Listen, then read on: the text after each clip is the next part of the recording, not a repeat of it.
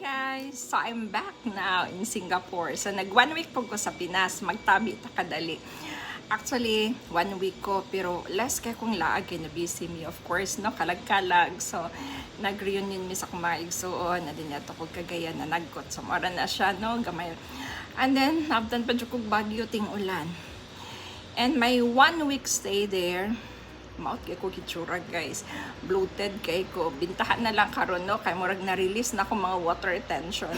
Man akong problem pag mo bitaw ko mag-vacation, maski og 1 week lang ko sa Pinas, kay less manggod ang ako ang movements.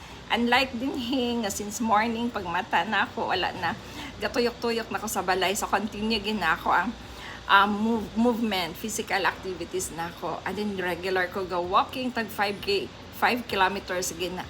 Ang nahitabo pag abot sa Pinas, wala, nagsenyorita ko kadali. So pag mulakaw, di kay ko ka baklay, kay gasakay, and then dehydrated, kay less kayo akong inom sa tubig di adto. Unlike di anhi, grabe mo, 2.5 kid na ang ako ang mahurot sa kaadlaw, excluding pa na sa mga coffee, juice, and kanang mga sabaw-sabaw. So that means hydrated yung ko permanente. So mao na kung hydrated ka, makita po na siya sa imong skin nga medyo na ang glowing ang imong skin. Dito dry kay ko guys, di samot ang ako ang pagpangatol kay dry akong skin, gamay ra ako ang inimnan sa tubig, tinit kaayo.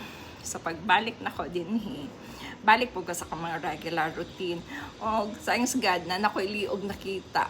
Kaya murag pag-abot na ko dito, adyo ko'y liog, murag adyo kong balon nga gibumbahan. So from face, puffy kaya kong face, down to my legs.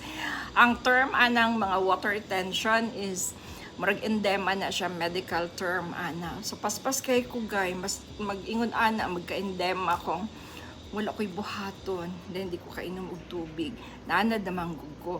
So manang usually makakita mo mga tao nga medyo puffy kaayo or medyo bloat kay sila niliog, di ba yan na siguro tambok tanan, banana water retention, wala sila physical activities, di kay sila panington.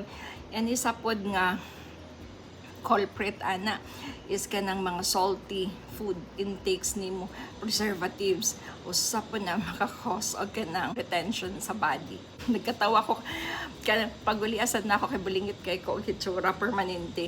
Muli manggug ko like ato pagkaulian ako, light ra kayo akong travel, basta akong ipandala is mga house clothes lang na ako, mga pang walking, pang run. And then blend gyud ko mailhan nga nagikan ko gawas kay blend ra gyud ko sa mga tao mo ato kong market, wala makarecognize na ako, dili jud ko makakatch og attention. So, mas mayon ang simple guys, no, kay dali ra kaayo ilihok-lihok, dali ra kaayo ang baklay lakaw. So I think that's all, and see you next time. Bye.